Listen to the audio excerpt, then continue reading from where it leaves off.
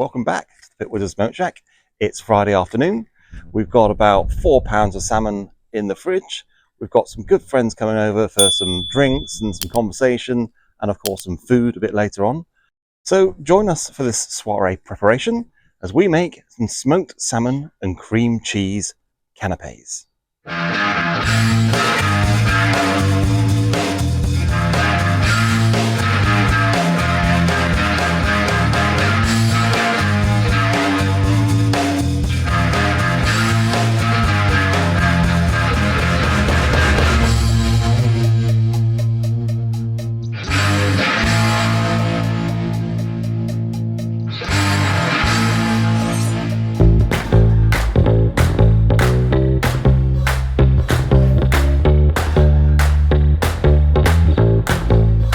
And so the base of these canapes will be a licorice jelly, the recipe for which has been borrowed and modified from the great food alchemist himself, Heston Blumenthal. So we're going to start with 100 grams of licorice pontifract cakes, going into 500 grams of water, along with 2 whole star anise in a saucepan, and we're just going to let that sit overnight until those cakes dissolve, and then we'll have a lovely licorice stock. And then the next day, you just want to bring this to a simmer for about 10 minutes and then pass it through a sieve.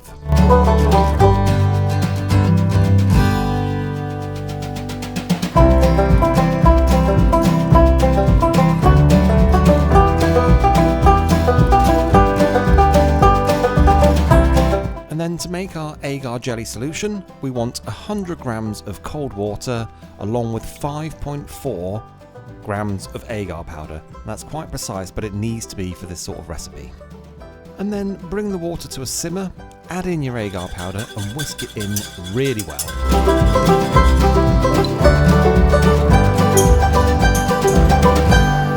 And then add your licorice stock to the pan and whisk that again really well, and bring in an immersion blender to make sure that's so well incorporated that it's completely homogeneous.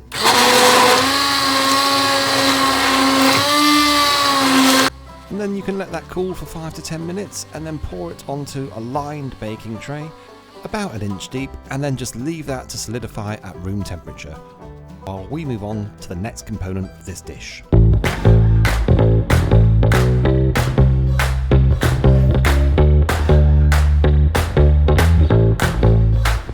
To make your savoury flapjacks, you're going to want the zest and juice of 2 limes, 2 tablespoons of peanut butter, crunchy or smooth is fine, 1 tablespoon of rice syrup. If you can't find rice syrup, golden syrup or even honey will do in this case. And bring all those wet ingredients together over a low heat until they look something like this. And then for your dry ingredients, place 2 tablespoons of chopped roasted hazelnuts into a food processor, along with 200 grams of rolled oats, a tablespoon of Thai green curry paste, a tablespoon of ground flax seeds, and a good handful of Thai basil. All of that into the food processor with the wet ingredients, and then pulse until you get a homogeneous dough. Take the dough out, and then roll it flat and refrigerate. Then let's move on to our smoked cream cheese.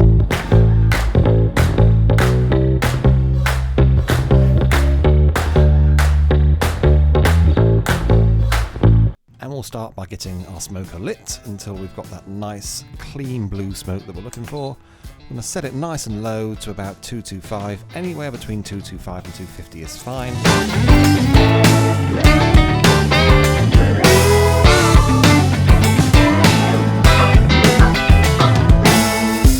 And then we're going to empty out our cream cheese, and with any luck it should all come out in one solid block like this. And then for this particular recipe, we don't want the cream cheese to overpower the canapé, so we're actually going to cut this block in half quite carefully to make sure it's even. And then we're going to do the same with another block, and then place all 4 halves onto a lined baking sheet. And the halving of those cream cheese blocks will just ensure a smaller bite of cream cheese with each mouthful of canapé. So then season up those cream cheese blocks with your favourite Asian seasoning. I'm using a Szechuan pepper based one that I made at home, but you can use whatever is your favourite.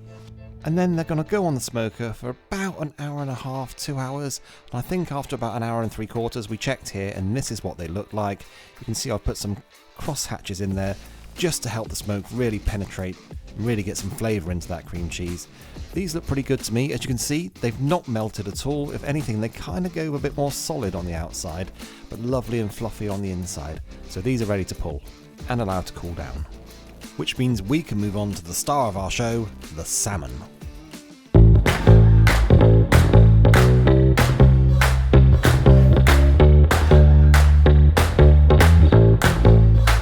And we're going to start by skinning this fillet of salmon. I've already descaled the skin off camera, so if you're interested in seeing how to do that, let me know in the comments and I'll do it in another video. You should find once you've teased the corner away from this skin that it peels pretty easily. The idea here is to ensure that you don't take too much, if indeed any, of the meat away when you're peeling that skin off. So just remember that your knife is your friend in this case. If you ever find that the meat is starting to stick to the skin while you're peeling it, take that sharp knife and just separate the meat from the skin, and then you should find that you're fine to keep on removing the skin just by hand.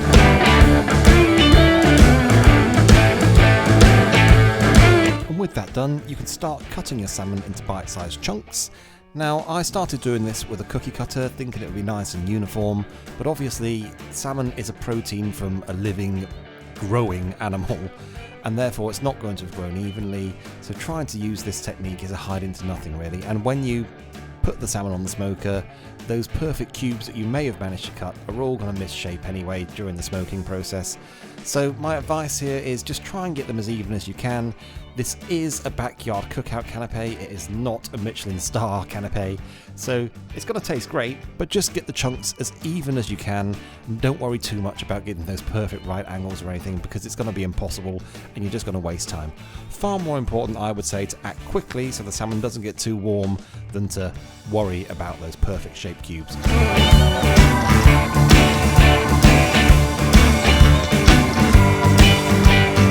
And once your salmon's all cubed up, you can pop it into a freezer bag and then add your favourite Asian seasoning. This could be the same as the one you use for the cream cheese, or you could use a different one. I'm going the same just for continuity because I think there's enough going on in this rub for it to be complex enough to complement every element of this dish.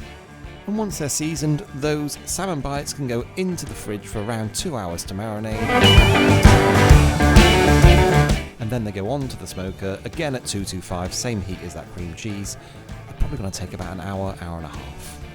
So during that time, we will make our salmon glaze.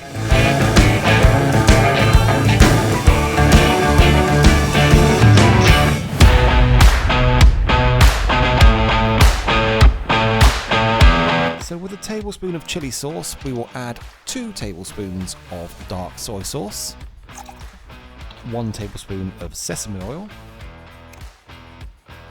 1 tablespoon of Chinese rice wine, a tablespoon of honey,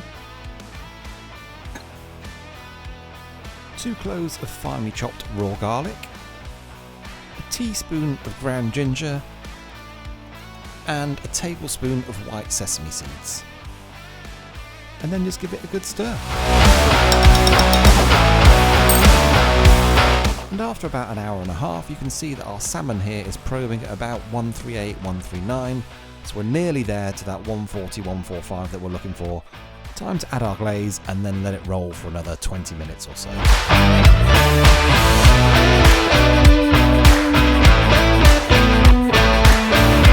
And after another 20 minutes, you can now see that our glazed salmon is probing at a perfect 145, so we're going to pull that off and let it cool down. And in the meantime, let's see to that salmon skin, which starts with a marinade. So in with 1 tablespoon of sesame oil, 1 tablespoon of dark soy sauce, a teaspoon of ground ginger, a quick dash of hot sauce, and a tablespoon of finely chopped coriander or cilantro for our friends across the pond. Give all that a good mix, and then it's over to your salmon skin to cut it into even pieces, ready for marinade.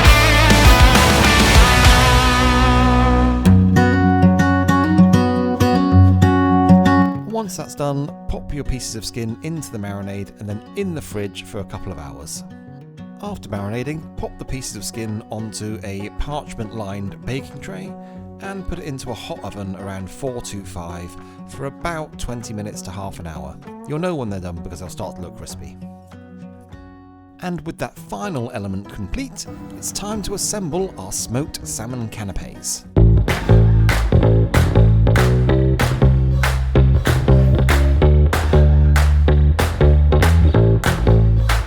And we'll start by cutting our now set licorice jelly into squares, and the cookie cutter is actually really useful for this, and then we'll just tidy them up and pop them onto the slate that the canapes will ultimately be served upon.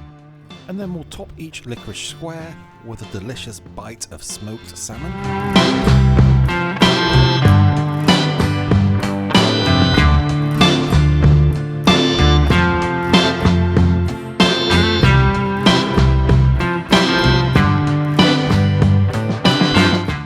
Then we'll start piling on that smoky, spicy cream cheese, bearing in mind the bottom of each piece of cream cheese will be slightly malleable, so you should be able to somewhat mould it to the irregular shapes of the tops of those salmon bites.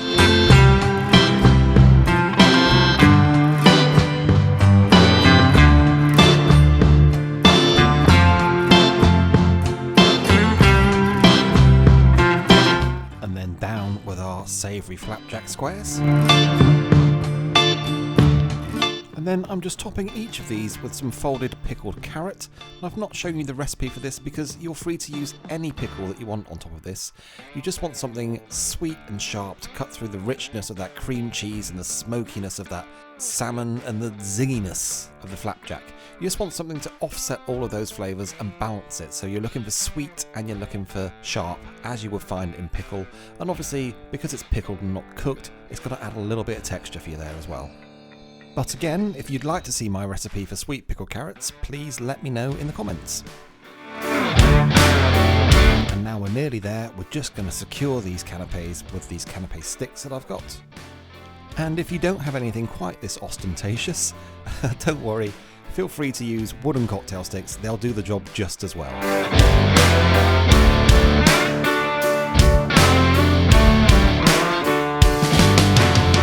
And then the crowning touch, just for a little texture, that crispy salmon crackling just leaning against each of those sticks. And that's our canapes done. And you'll see, second row from your left, there's 2 or 3 there that are very much on the wonk. As I said, this is a backyard cookout canape. It's not meant to be a Michelin star canape, but those are particularly wonky, so Mrs. Wizard and I will enjoy those, and the ones that have come out best will be the ones for our guests. So thank you very much for watching this video. We do hope you've enjoyed it and got some ideas, even if you don't decide to make the canapes. Perhaps the different components will give you inspiration for your own dishes. Maybe you just want to have a go at smoking the cream cheese with those Asian flavours and slapping it in the middle of the table with some dipping pretzels. Or perhaps you just want to get straight to the protein and cook up those salmon chunks and just serve them with your favourite barbecue sauce. The great thing about these canapes is you can take any element and adapt them to whatever you want to do. And if you do end up doing something different, or indeed if you do end up doing the whole salmon canape recipe, please let me know in the comments, or you can let me know on Instagram, or indeed on Facebook or on TikTok. You can find us on all of those platforms. And once again, thank you very much for watching the video. Please consider giving it a like if you've enjoyed it, and subscribing to our channel. And don't forget to hit that notification bell so you never miss out on one of our new videos. Thank you very much again for watching, and we look forward to seeing you next time.